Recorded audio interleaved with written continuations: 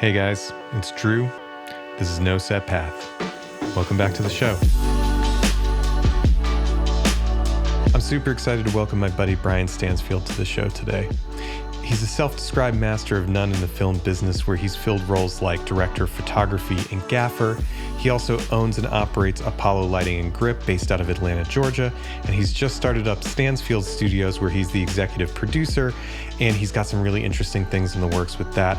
I'm so glad you're here to listen. It's such a great interview. As always, if you're listening on Apple Podcasts or Spotify, wherever, give us a 5-star review. And if you're streaming this on YouTube, a thumbs up or a subscribe really helps out the channel. Not a whole lot left to say, so I'll let you get to it. Enjoy. I'd rather just shoot from the hip on this, even though you sent me all those really nice notes. It's like I looked through them once and then life happened and, whatever. But you were just saying something about feeling like you're a master of none, like let's just get into it. Yeah, I mean, I do think I'm kind of a master of none. I've been jumping around different vantage points of the film industry for almost 2 decades. Yeah. And for me, it's always, I'll either get bored or I feel like, all right, I've done most of the learning I can do in this discipline, or I get to a point where I'm like, I'm just really not interested in learning more, or it's sort of, I'm open to changing course at any moment to something more interesting or something that I get into. And I have a lot of hobbies that I start to pick up here and there. And It's just, I get spread thin in terms of how much time I can devote to any one thing, which is why you become a master of none. I mean, I'm definitely jealous of people that can love something, a career or, a hobby or an interest for decades and just grind it out, trying to learn more about it and get more refined technique and everything like that. I guess I just find myself at a point where I'm like, again, either I fall out of love with it for varying degrees of interest level, or it's like something in my life has changed, so I pivot from there. I mean, yeah, I wish I could dial it in and put in the work to get to the end of the end of the path. How long have you been in Atlanta now? So my wife and I moved down in spring of 2017. Oh my God, has it really been that long? Jesus. So we left New York end of October 2016, and I moved she was my fiance at the time, into my mom's basement at the age of 33. And I was like, this is not really where I thought I'd be at this moment in my life. So I had to convince her to kind of stay. And then I was like, it's gonna be 3 months. We're gonna do 3 months.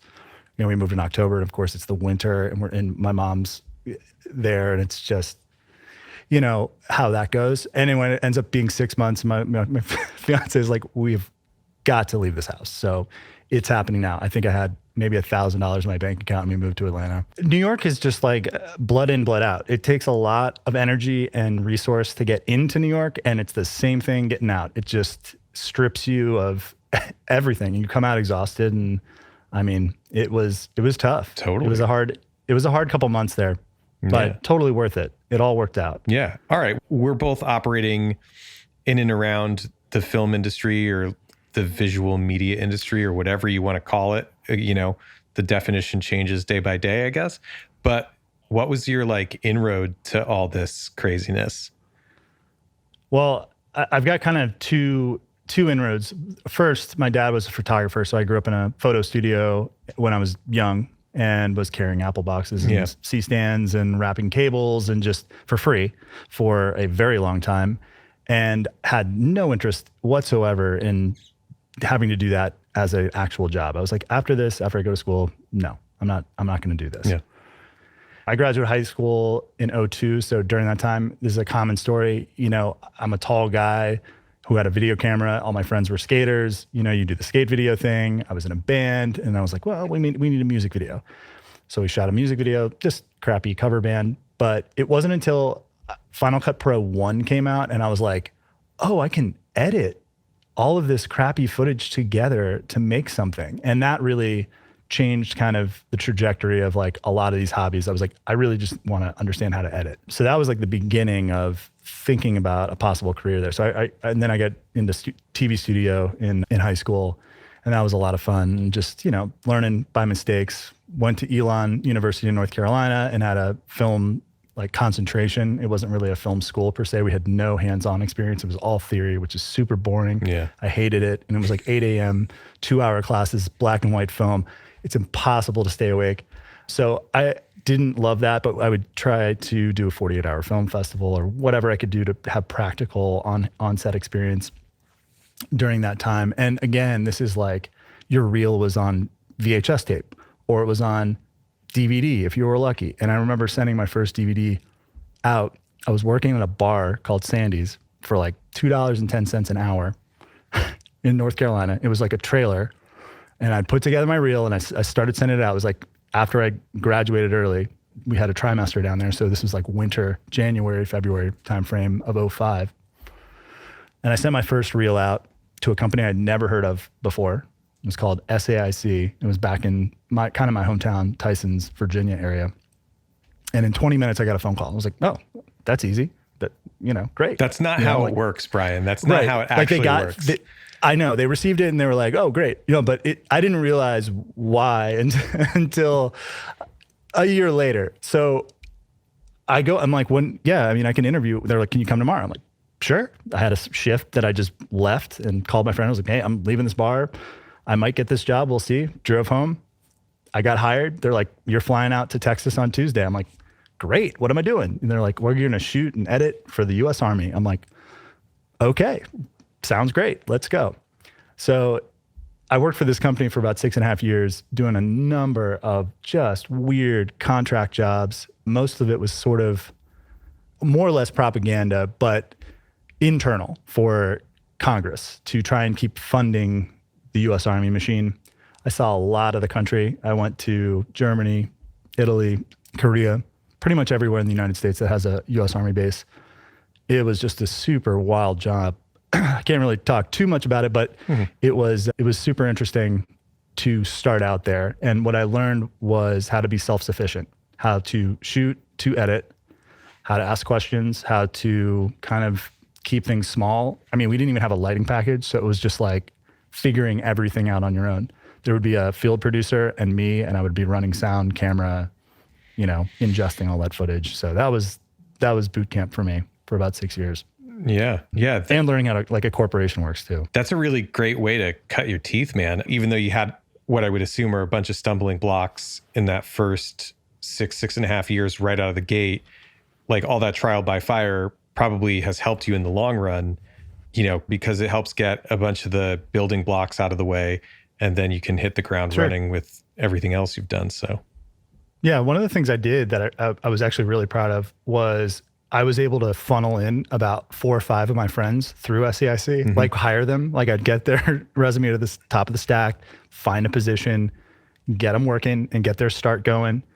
That's definitely a reoccurring theme in my life. I like helping people. And I think that's one of the hardest things in this industry is like, how do you get your break? How do you get your foot in the door? Not easy to do. No. A lot of competition. So I learned that was a really good thing to do, was to try and get good people in the door however you can. And so I did that a number of times and it worked out great. I would assume that hasn't hurt in building like successful businesses and companies like you've done. So after you got out of that, how long until you made your way up to New York? So I graduated and got that job in '05. That was kind of the height of money going into the war effort. Yeah. Now you got Iraq, Afghanistan. It was just a heyday. I learned a lot again during that time. Some good things, some bad. But as the war was kind of winding down in terms of spending, government spend, closer to 11, we got furloughed. So everything was contract based and, our contract was running out. Procurement hadn't figured out how to like stop gap to the next contract. So we had a summer where we were going to be furloughed for about 4 months, but they wanted us to come back, after. It was an unpaid furlough. And during that time, a couple of buddies of mine and one of the guys that I got hired there, we worked together and we're like, you know what, we should just start our own production company, because the DC area didn't really have a lot of creative production companies or creative people in general. Usually if you're a creative or any kind of artist in the DC area at that time, you're going to move to New York.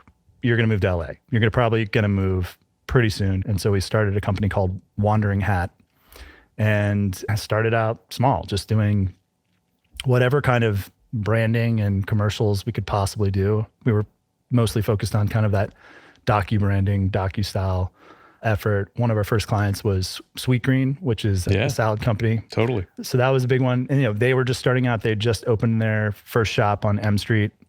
And so we saw them from basically the ground up, which is pretty cool, and did a number of things with them.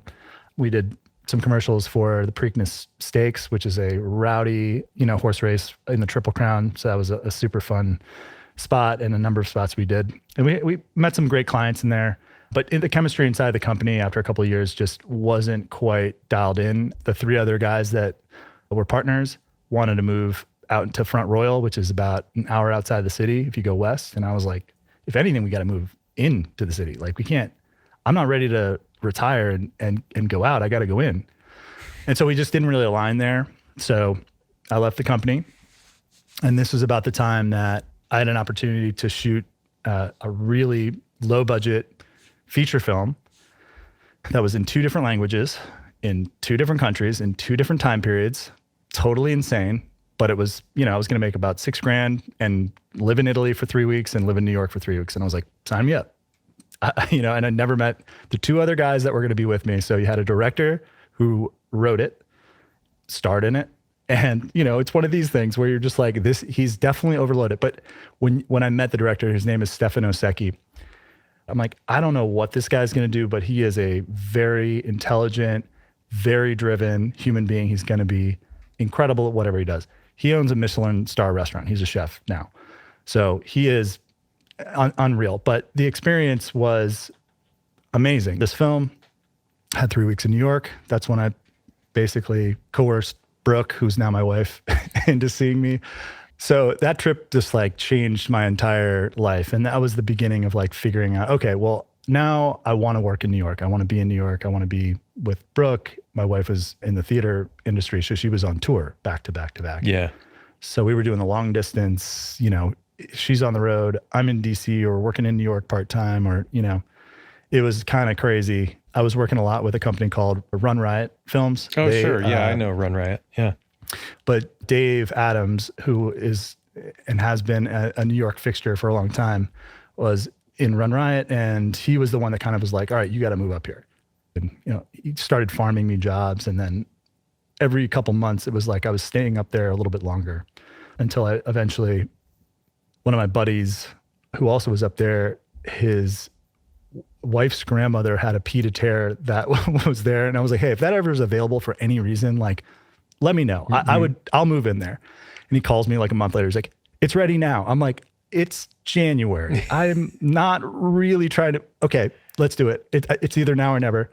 So I packed all my shit and moved to New York in the end of January, early February of 2012, 2013, something like that. Yeah. I mean, but that's how that stuff goes, man. Just kind of floundering around and trying to find your footing with something. That's when you just kind of have to, I guess, shit or get off the pot, for lack of a better term. Again, you were working as a gaffer, and you had, I think you had already established Apollo as your company. Mm-hmm. But how did you go from, middle of January moving to New York and not really having a clue to, actually building something sustainable and learning the industry and things like that? So my intention moving to New York, I was like, you know what, I'm going to be a DP. I'm going to figure out how to learn as much as I possibly can. I'm going to get on every set I can. I'm going to try and, begin the narrative game. That's kind of the dream of a lot of DPs. Sure. I got to New York, and really my background was more, smaller productions, smaller commercials, documentary, that kind of thing. I get to New York and I realize, wow, there are unbelievable DPs here. They're just everywhere. Everyone's super talented. Mm-hmm. A year or two of that, I'm like, I'm so frustrated because I don't know. First of all, I don't know what I don't know. I didn't have any real experience in lighting bigger sets or lighting bigger commercials or figuring out how to make something look different. And it was sort of like, I started getting into lighting because I was like, well, how am I going to separate myself? What do I want? What do I want things to look like? And the only way to do that is to watch other DPs light. Yeah. But the only place in the industry and the only position on set that can do that well is a gaffer. because you get to coordinate all of the lighting with a DP and understand why they're placing a light somewhere, what their motivations are. Like, I went from being a DP to being a gaffer, but I also didn't come up as a third electric, a best boy, so I have a very circuitous path. And like in New York, that's fine. I think in other, in LA and Atlanta and other, cities that might not fly. You kind of have to come up through the ranks. But I felt like I know enough to be dangerous. There's not really a lot of gaffers out here at the time, my age. I was young and I knew a lot of DPs. So I'm like, all right, if I just start gaffing, I'll be able to make ends meet and I'll learn. The gaffer role is really interesting. It gives you almost the time to observe that a lot of other roles on set don't afford you. Mm-hmm. The DPs are kind of freaking out on a regular basis from the moment they get to set until it wraps. They're dealing with a lot more heavy lifting, the emails constantly, a lot of pressure from directors and executive producers to hurry things up and make it look a certain way. And, now everyone has a monitor on set. So it's like, there's just client notes and blah, blah, blah. They have no time to really relax or feel less on edge. And I try to be kind of like set therapist too. I'm just talking them through it like, it's looking great. If I see anything, we'll make a change and we'll help you out. And you don't have to worry about that whole lighting business. Well, you do have a calming demeanor about you, And I think that's been very helpful. I think that's why I've been successful, is just in that arena. I understand kind of what a DP is going through because I've done it. Sure. But I'm also on a different side of the coin. Like, I want to learn, and I also want to trade knowledge, there's kind of almost like two worlds of how things work with DPs and gaffers. And one is like one aspect, the one that I don't love, but I understand it, is you're going to take orders from me. Okay. I know what unit, I know where I want it. I know exactly, the color temperature and the intensity and yada, yada, yada. There's no real collaboration there. There's no real new learning because you're just kind of doing rote memorization of things that have worked in the past. Whereas I like the collaboration effort where it's like, what are we getting into? And I feel like now after COVID, there's way more of that because it's just so rough and tumble in terms of you're just getting on set. Maybe you didn't even have a scout. We're in it for 3 days and it's just a crapshoot.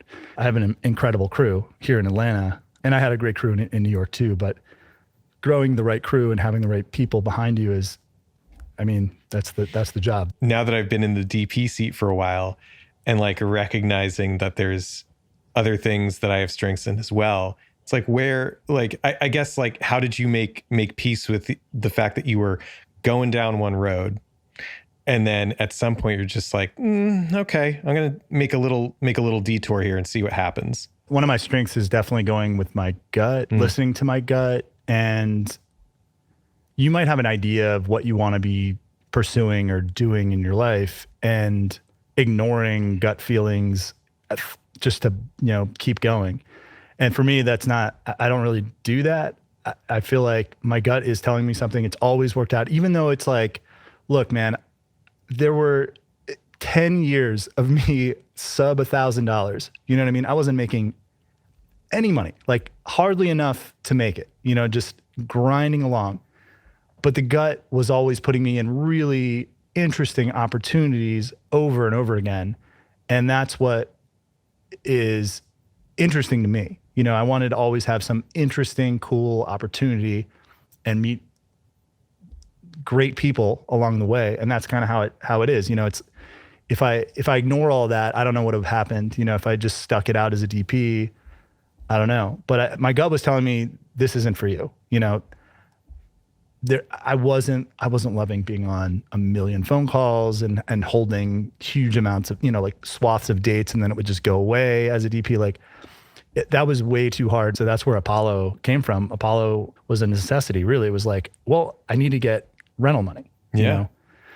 One of the interesting things in this career is that people have a value, and it's less usually than the gear, which makes no sense whatsoever. But I looked at that as kind of the economic system that I was living in. And I'm like, okay, well, I need to get some gear. to make a little bit more money so that I can stay here a little bit longer and wait around for more interesting opportunities to arise and who knows what. And so you just kind of, Apollo was like, I mean, it was great. Honestly, I built this truck. It was a Nissan Envy, which I remember that truck. I sold it this year, but man, I was like crying when I had to sell this thing. But I built it on the street. And in New York, when you build anything, you have to carry it from the subway. So I had 6-foot planks of wood, which is like the maximum you could buy at that Home Depot, and carry it on the subway and then walk it down the street off the G. And we built it on the street. And it was just there was so much learning that happened during that phase of my career, of that pivot. It was like, well, what do I need? How do I build this business? How do I start an LLC? How do I, on my own, how do I do X, Y, and Z? And what's the budget for something like this? How do I make it run? I didn't know what I didn't know, but I started to learn and I got excited about understanding more. Yeah. And I think that's when you're on the right path, is when you're like, I want to know more about this. And for me, that was Apollo. I want this thing to be so efficient and easy, because it's what I would have wanted as a DP. I'd have been like, give me a truck that's pre-packed, has everything I need, very clean. And especially in New York, like, it loads out to the street. 2 guys can wrestle everything, easy. And it has a price point that can be baked into a million different budgets. This is the kind of stuff, and this is, when we first talked about setting this up, it's like, this is the kind of stuff I really want to dig into a little more with you, is the business side of things, right? Sure.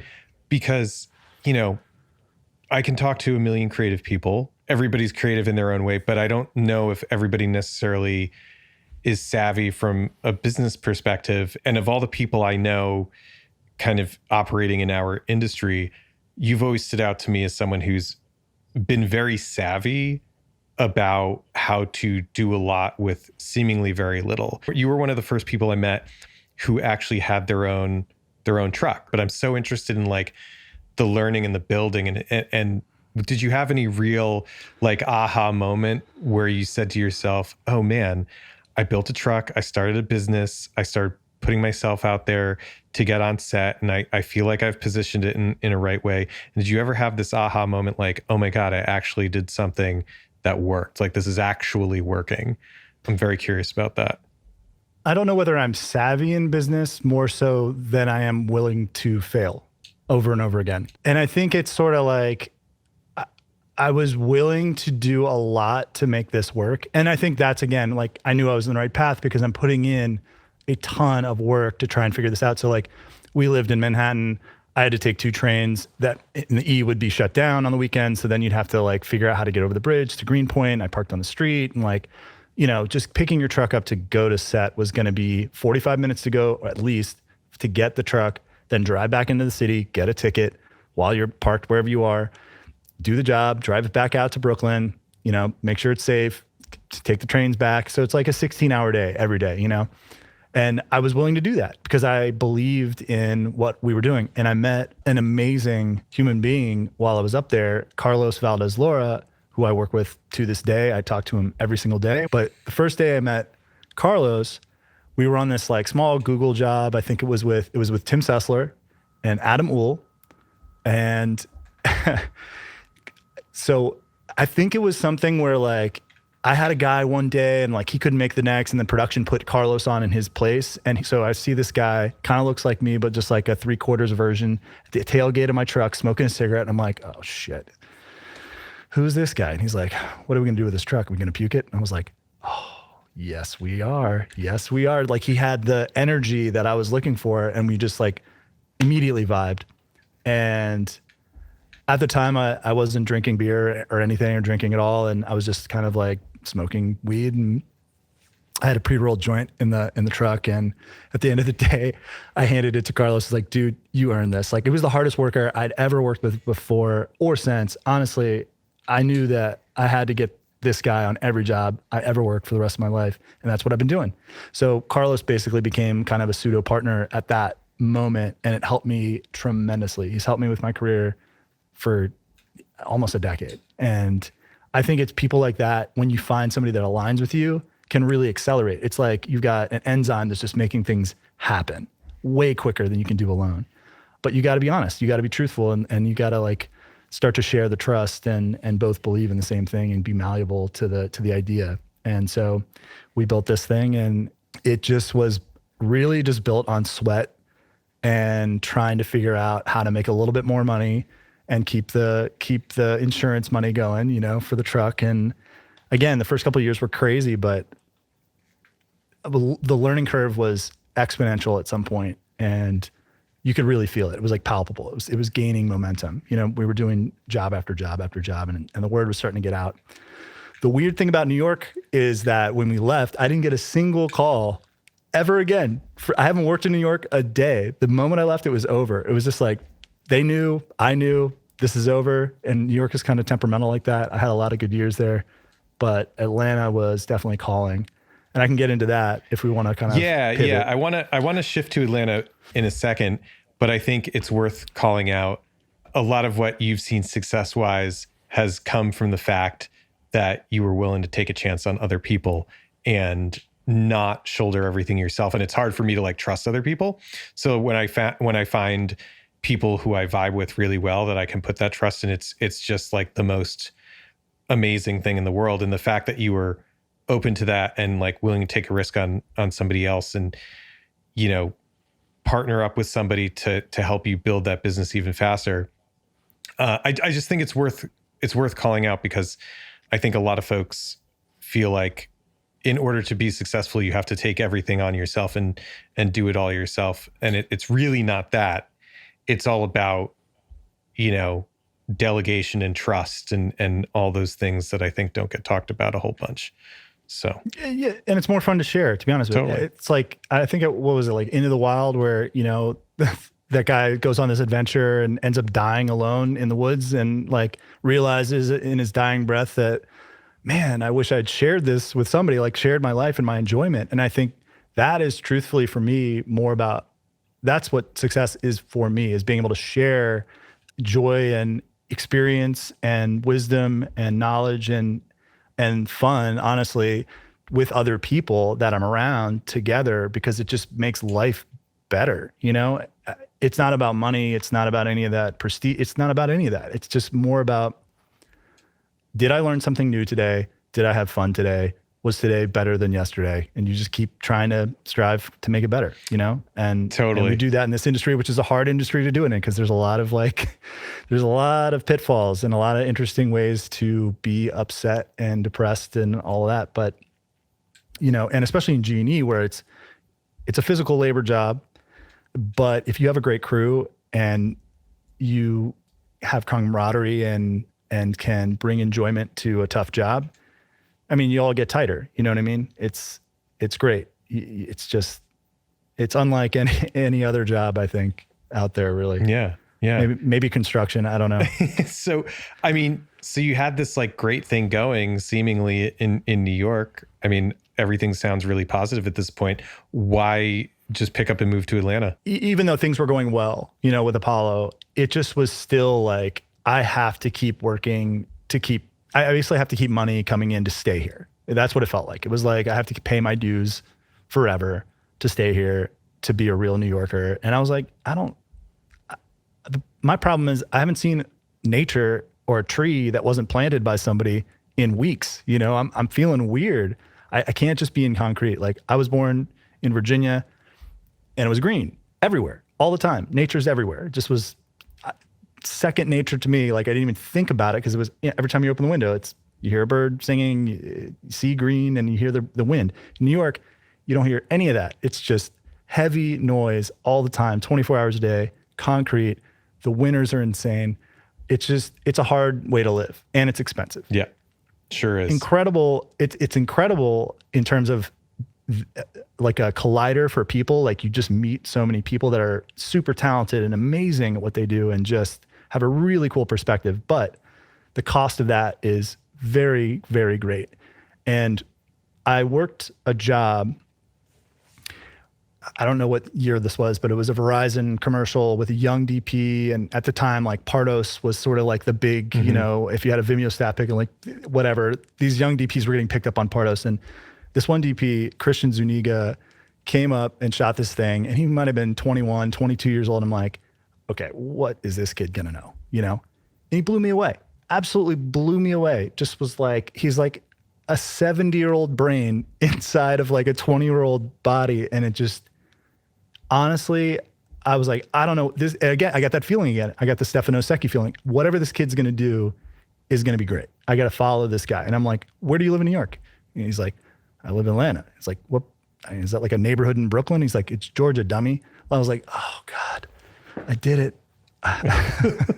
And so I was like, Georgia, wow. So why are you up here? They're flying guys from Georgia to New York to shoot this. And so I'm like, man, that is wild. I didn't even know like Atlanta was really happening like that. And he's like, yeah, man, it's popping. You got to come down. I'm like, okay. So then that kind of planted a seed, and we did another job or two in New York, and he was like, yeah, you should come down and like, just like visit it. Right. And Brooke and I decided, okay, this sounds like a good idea. And we were kind of winding down New York at this point. We didn't really know where we were going to go. We had a kind of a short list of places that we were thinking about, could be an alternative city. We knew we wanted to be near a city or, something was going on and Atlanta was in the running, but we weren't 100% sure. So I think we went down there in February and had like a mini trip, and Christian introduced me to, 6 or 7 DPs in town at a bar. And it was just like, oh, okay, cool. This is how it works. Like, let's go. I got work. I'm going to have work immediately when I land. So we moved in April, and it was like, 2 weeks of figuring it out. And then all of a sudden it was like, oh, okay, we're just working all the time now.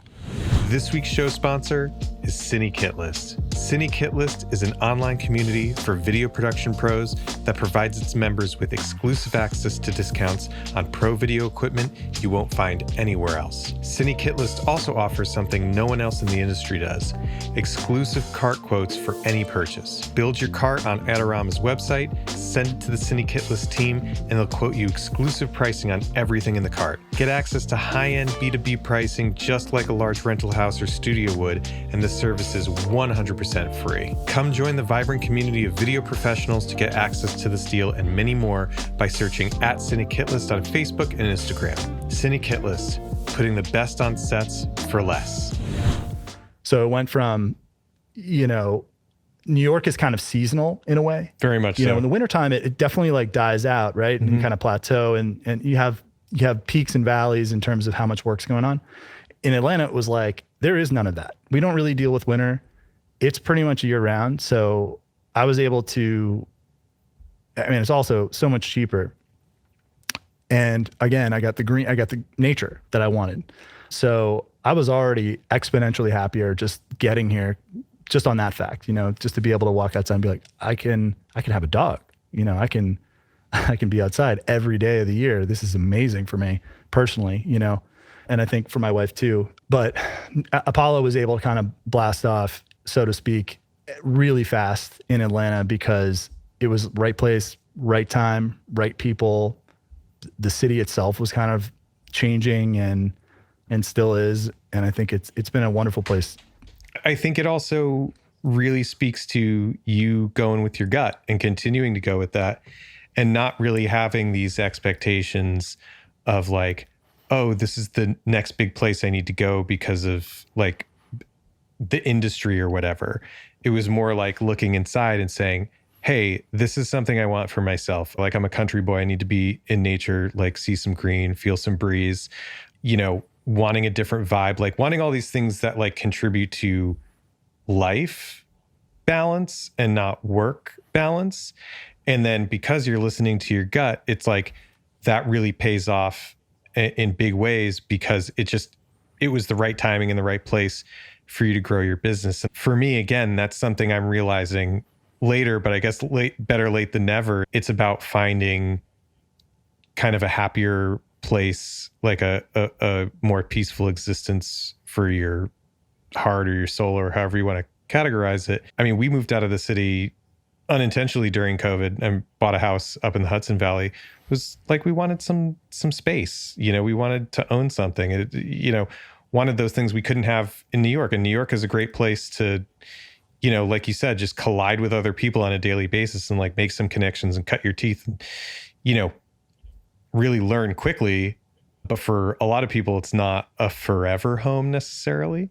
And I think it's a great takeaway for people listening. It's like going with your gut, can't really steer you wrong, It'll never steer you wrong. And like one of the things I think about is like taking a step back from your career gives you a couple of steps in other parts of your life. You know what I mean? You can have personal steps that you can take now because you've afforded yourself that time and energy to do alternative things, What I mean by a step back is like, again, it's like going from DP to gaffer, where that position, the stress level goes down, the ability to have more free time happens, it's less homework.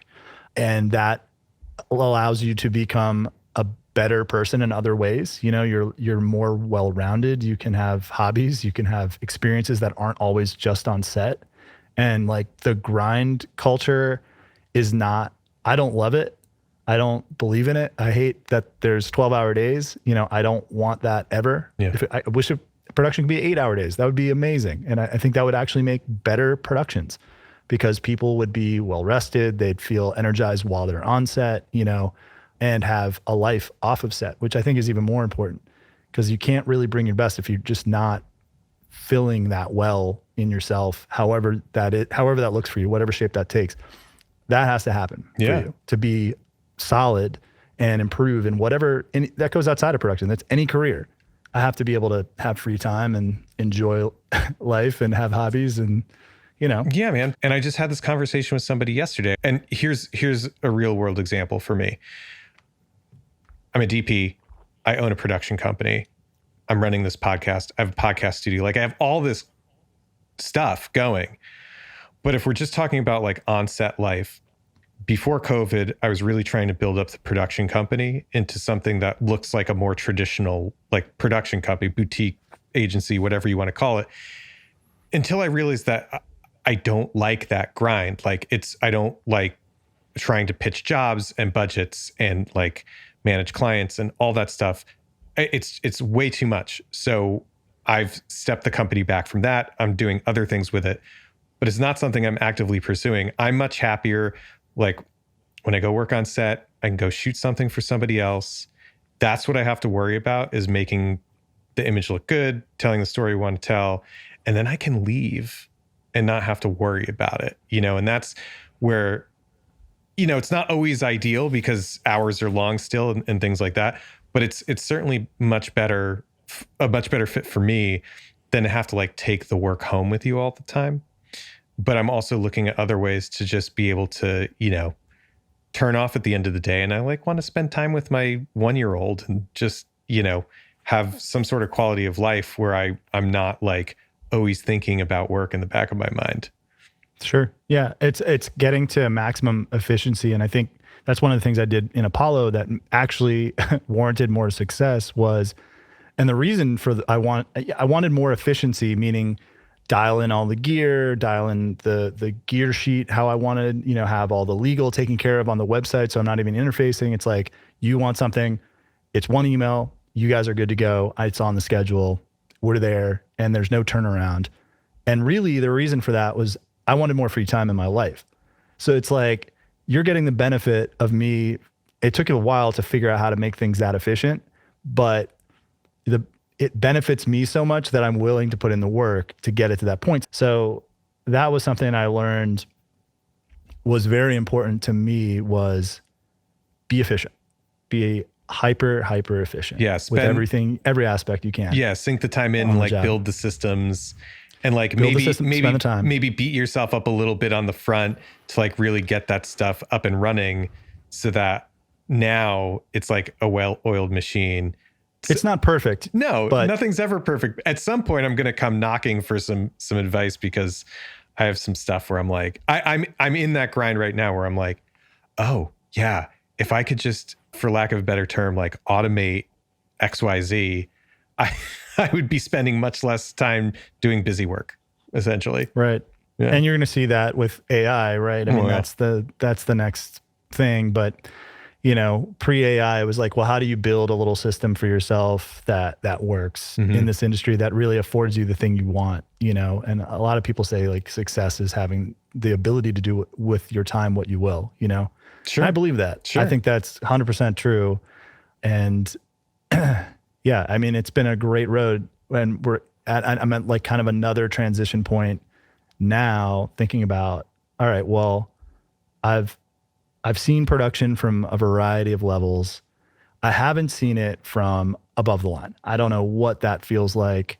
And so I started to toy with EPing a couple of documentary series projects that, pitch out of pocket kind of thing. And so I've got two things going on right now that I'm excited about. Can't really talk about either of them, but that has been eye-opening, Again, jumping the shark, I'm not a director. I had to get real with like, what is it that I like about this industry, and what do I do really well in this industry? And what I do really well, I think, is connect people. Yeah, you do. I put absolutely. really good people together in a team, and I can understand chemistries and why they're going to work. And I can see talent I don't know. That's what I'm gifted at. I just can see it. And I like to put people together that are going to benefit from each other and overall.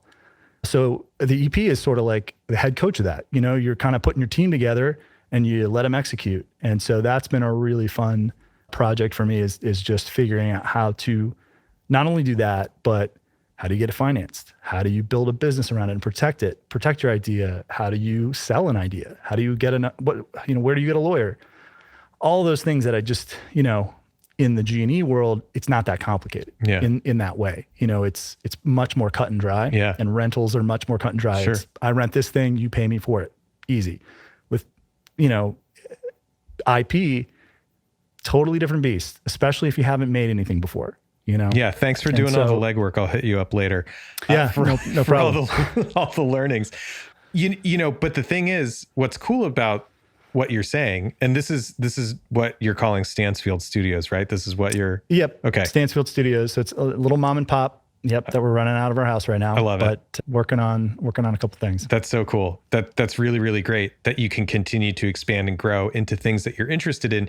And I think we're lucky in the sense that like we live in a time in the film industry where like there's stuff that's broken, there's stuff that's not working. I mean, that is going to continue to be the case. Things will ebb and flow. Fine. But we also have enough like tools and tech at our disposal as normal everyday people where you can identify what you like and what you're interested in, and you can figure out a way to make it happen and kind of like be the arbiter of your own destiny, which is really, really cool. And I think it's great that we're having this conversation now. And I keep kind of circling back to it in a way, because I'm literally in the middle of this phase of like, what do I want my life to be like, and start architecting it that way. And I listened to another interview recently, because I listened to a ton of podcasts, obviously. And I was driving to and from set yesterday, and it was basically somebody who's in video marketing saying the exact same thing, like traveled the world, shot a bunch of stuff. Okay, now I have a bunch of kids. I want to be home with them. I want something sustainable and recurring, and just saying like, here's the things I want. Okay, great. What I want doesn't exist in any pre-existing way that I can just slot into. So now I have to build it myself. And that's dope. Like, I love that attitude. And you're absolutely doing it. You've done it with Apollo, kind of, in a weird, like, backdoor way. You were like, oh, okay, you fall into things. And a lot of people fall into things, especially people who are like, have the entrepreneurial spirit. It's like, I fell into filmmaking because I couldn't make any money doing music. And then I fell into DPing because I got interested in cameras, but I didn't know what the hell I was doing. And so you fell into like Apollo and the G&E side, sort of like half by accident, half by being flexible, but half by accident. But now you're in a place where you can start architecting and really say, okay, what do I want? Like, what do I want this to be like? And I think that's just such a cool, beautiful thing that, for all the problems in the world in 2023, there is some positive, which is like, we can drive our own car, our own car of destiny. I don't know. So stupid. But yeah, I mean, you get what I'm saying, you know? Yeah. My neighbor told me something. He was interesting. So during COVID, we'd have all these like backyard meetings and have a beer or whatever. Like we moved to this house in Roswell, which is in the suburbs of Atlanta, in October of 2019. So we got really lucky with the timing. Mm-hmm. The basement that we're in was a airplane hangar. So the house is insane. It's like the perfect setup for Apollo. But anyway, so COVID hit. And he said something to me while we were having a beer in the backyard. And he's like, because we were talking about Apollo and like what I did. And it's kind of just out there for people that are basically in this neighborhood. It's like accountants and, people that work a 9 to 5. So film is a very exotic kind of path for a career. And he was telling me this thing. He's like, because he's a little bit older than me, I think he's 45. And he's like, you're climbing this mountain in your career, you get to the top. And I don't know if somebody mentioned this earlier in another episode, but it's multiple mountains, right? So you get to the vantage point of the climbing to the top, which would be Apollo for me, and being like, all right, I've finally figured out how to get the efficiency where I want it. We're making enough money. Everyone's happy on set, as they can be. But then at that vantage point, you see, oh my God, I'm in the middle of a mountain range. Like it is way more vast. There's a lot more that can be done. But then you got to figure out how to climb again. You got to figure out what mountain am I going to pick to climb, or do I just stay here and this is it? But once you're up there, you're like, I mean, I did one.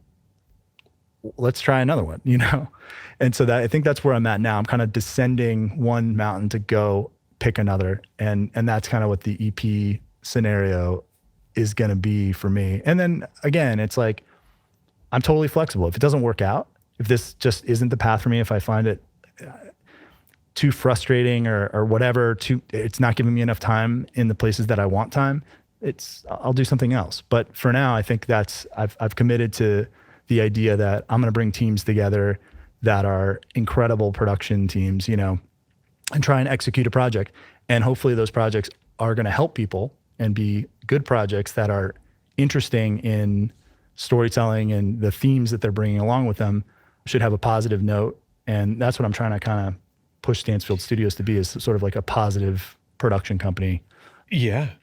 Inside and out. Yeah. So, yeah. No, I mean, I think that's really cool. The analogy is I love the mountain analogy, or the mountain range analogy. It's slightly different, and you kind of took it in a different way. But I've said previously here, where it's like, you set goals for yourself and you reach those goals and you're like, oh, if I could just make X amount of dollars a day, or if I could just do this, that, and the other thing, then I'll be at the top. And then you get to the top and you realize, oh, right, that doesn't matter. Like there's still, to reference your analogy, there's still going to be another peak to climb after you're done with this one. And it's not about reaching the peaks as much as it is like, how long are you willing to sustain your climb, basically? And lift as you climb as well. Yeah. You're carrying people with you as you go. Right. You're trying to get them to the top, and that only is going to help you. I think that's something that's hard to explain in this industry. Everyone's sort of like trying to go vertical as fast as possible. In Atlanta, it's a very different story. I feel like this is a way more communal workspace for everyone. Everyone's super stoked when somebody's successful in some manner or some degree, or gets a project off the ground, mm-hmm. or has a great idea that is executed well. I think that's something that's different about this culture here. Whereas, I've worked in New York and I've worked in LA and a number of places throughout the United States. Very different vibe. Sure. It's not entirely altruistic in that way. And I don't know. I don't find success without other people. I can't climb the mountain alone. I got to have other people with me and learn from them and help them, and they help me. And it's just, again, lift as you climb. Well, we live in a collaborative industry, and everybody knows that and everybody says that, but sometimes I feel it doesn't get put into practice as well as it should be. Right. So I really like hearing that. Like I like hearing that the Atlanta scene is truly that. And I feel like, you slot right in there very, very well, especially going back to the beginning of this conversation. Like even from the get-go, you identified like, I like to help people succeed. Like that is something that I'm good at, that I like to do. And it's been part of your ethos this whole time. So that's really, really cool. So let's talk about how filmmaking is a sickness. It's almost not a business, and non-negotiable parts of your life. I think that's really important. Yeah. I mean, all of those are kind of in line, right? Yes. Those are all kind of same question, because like, so filmmaking isn't a business. It encroaches on a lot of pieces of you, it encroaches on your time. It encroaches in various forms and fashions. So text messages, emails, like phone calls from producers, like crazy stuff out of the blue, it's all slapped together. It's freelance. So you're just going to have to deal with the nature of putting together a schedule and all of that. And in the first couple of years of doing it, you're kind of scared because like, shit, like I have no idea if this calendar is going to fill up. And like now, almost 40 years old, I'm like, I don't even know if I have anything 2 weeks out from here. And my heart is not skipping a beat. You know what I mean? It's going to happen. It's going to fill up. Things are going to move. You got to have trust and faith in it. But it definitely is scary and unlike any other business, and has those moments where it is like, I don't like operating this way and having family. I don't want to have phone calls at 12:30 at night. Nothing is that important in film. Correct. It just isn't. You're not curing cancer. Let's be honest. We're not. No. Nope. Even when we're doing a commercial on cancer, you're not curing it in that moment. It's just a commercial. So the power of no is setting boundaries, which is something that took me years and years to learn. Oh, I still fight it all the time. Yeah. I said yes to everything. Mm-hmm. That's part of how Apollo became what it is say yes to everything, every crazy request. Who cares? Like, just do it. Get more work, get more X, Y, and Z. And you get to that burnout point. And I was kind of getting there, a couple of times, like especially in New York, I was feeling a little crazy until I was like, I just got to set. And, my wife was like, you got to say no. You got to tell people no. You just tell people yes all the time. Why are you doing that? And I finally learned that lesson. And I think saying no is really interesting. Does a couple things. First, it sets a boundary for yourself, which is great. You're going to feel better. You can walk away from it, but it also opens a door for another thing. And in a previous No Set Path with Cooperstein, I think he said the hallway of doors, you open a door and then there's a new hallway. I mean, I love that analogy. I've used that analogy, and I think that's exactly what happens. When you shut a door or you open a new one, it's still, you're in a different hallway full of other doors, other opportunities, other things are going to happen. It's not the end of your career by saying no to a job or to a situation you don't feel comfortable with or whatever it is. I understand you need to make money, and that's where it gets tough. It's like, I need to pay rent. I can't say no. Sure. That's tough. It truly is. But I think you can make no happen even in those scenarios with how your deal memo is set up, how, what your terms are. There's ways to get your time back and have boundaries. And I think starting small, is at least a start to get the taste of like, oh, there is power in no, there is. I agree. Producers are going to negotiate with you because, hey, if they need you, which they're contacting you for a reason, sure, saying no to a request of theirs is going to have them have to renegotiate and come to the table with a counter. So it helps you figure out how to negotiate by saying no. And no doesn't always mean like hard no, it's not going to happen. No is just like, I don't agree with this, and kicking back some sort of counter is okay. Yeah. You should be negotiating all the time. Everything's a negotiation all the time, every day.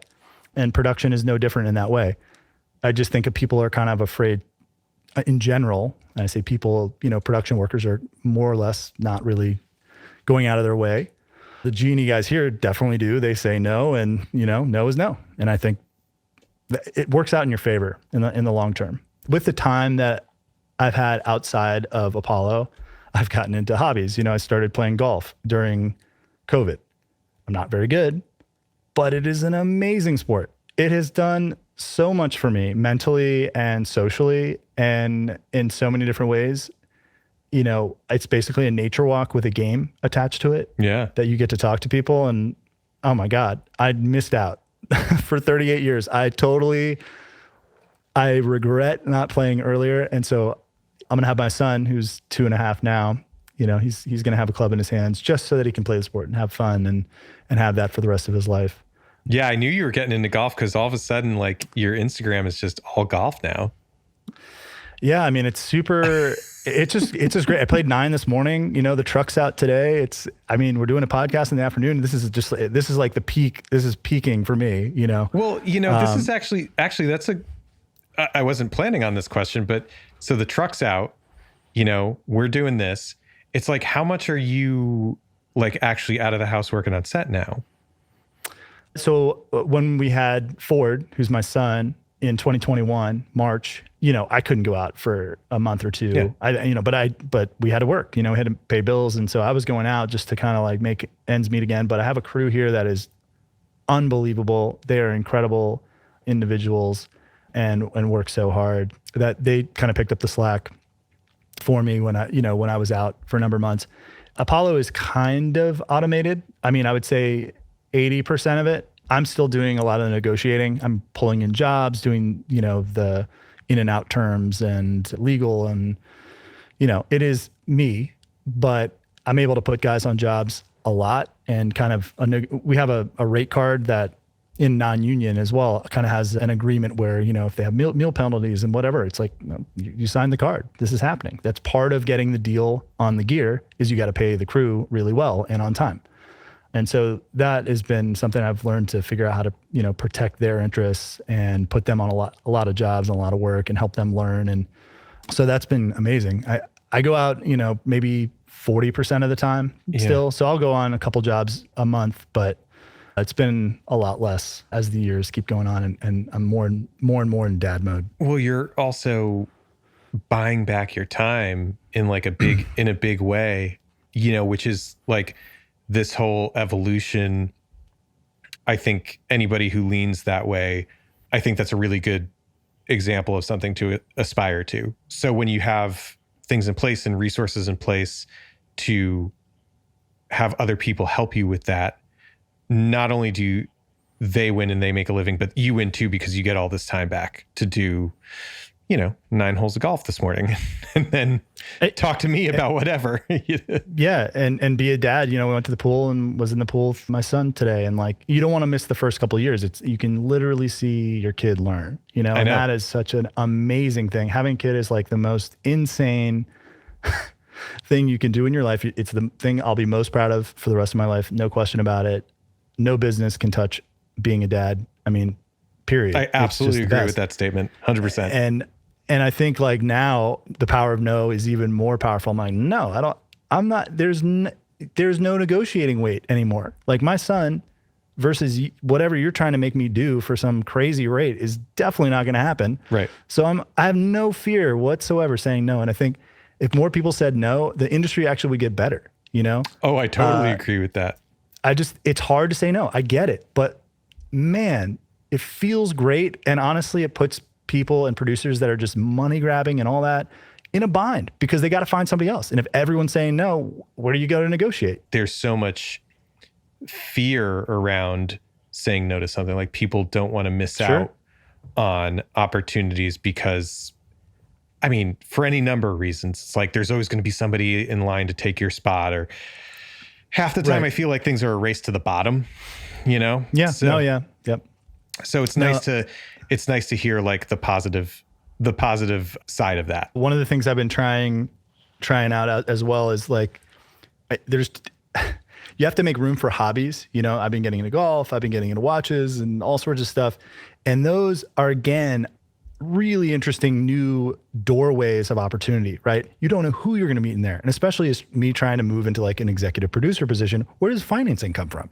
Well, I have no idea. These golf guys are, they've got a whole different line of work. I'm like, okay, so this might be a way I can find funding for a film and everyone wins and I get to play on more courses I want to play. And, I'm just spinning frickin' plates every which way I can to try and figure out how to do it. But in the meantime, have fun with it and experience something new. And again, like, I just went on this crazy golf trip to Wisconsin last minute. I think I was like an alternate, met some guys up here in Roswell, and They're like, you want to go to Wisconsin? I'm like, sure. We played Erin Hills. We played Whistling Straits. It was the hardest course ever. But what it did was I saw how complex and how much time and dedication it would take for a pro level golfer to be able to destroy that course. And golf's really interesting because you actually physically can see how hard it is, right? It's hard to see on TV because it can't show you. And like everyone knows this in film, that it's like, you know, how they lens it, it's impossible to really see the hills and the slope and all of that stuff. When you're on a course like that, it is so humbling. And again, it's like, this is great that I'm failing because there's other things out there that are interesting that people are so good at. And it's a trajectory I could have taken, or, you know, I don't know. I just look at it and I'm like so fascinated by that world. There's so much value in getting outside of the bubble, whatever bubble you're in. I spend more and more time looking at like audience building and you know, for lack of a better term, like content creation. And it's like a totally different world outside of what, you know, I do, which is point cameras at things for a living. So it's interesting to like step outside of the bubble and like learn different things, and all those things that you learn that have nothing to do with your industry or your business can kind of feed back in to your business, to what you do in like a different way that can help you out. But, you know, before we wrap this up, where can people find you and find out what you're up to? Well, I guess Instagram, just Brian Stansfield on Instagram, and ApolloGrip.com is, I mean, that's just kind of the website it's been for years. It's really simple, straightforward. We'll have StansfieldStudios.com up at some point. We haven't really released anything on there. We're kind of slow rolling that. Again, it's like, I'm finally in a position where I'm like, I don't need to rush anything. I don't need to, there's no reason to speed things up. I just got to do it on the pace that I'm at. What a beautiful place to be, man. That's really, really great. Cool. Well, I'll make sure to put links to all that in the show notes. Anything else you want to share? I think, you know, finding the right partners, right team, crucial for your life, and just enjoy it. Brian Stansfield, good talking to you, man. Thank you. Thanks. All right, guys, there you go. Thanks for sticking around. That was my interview with Brian. I hope you enjoyed it, and I'll make sure to put links to all of his stuff in the show notes so you can find out more about what he's up to. If you want to learn more about this show, just head to nosetpath.com or find us on Instagram at nosetpathpodcast. And you can learn more about me, your host, Drew English, at drewenglish.com or on Instagram at drewenglish with 2 H's at the end. That's about it for this week. Stick around for the next one, and we'll see you in a couple weeks. Later.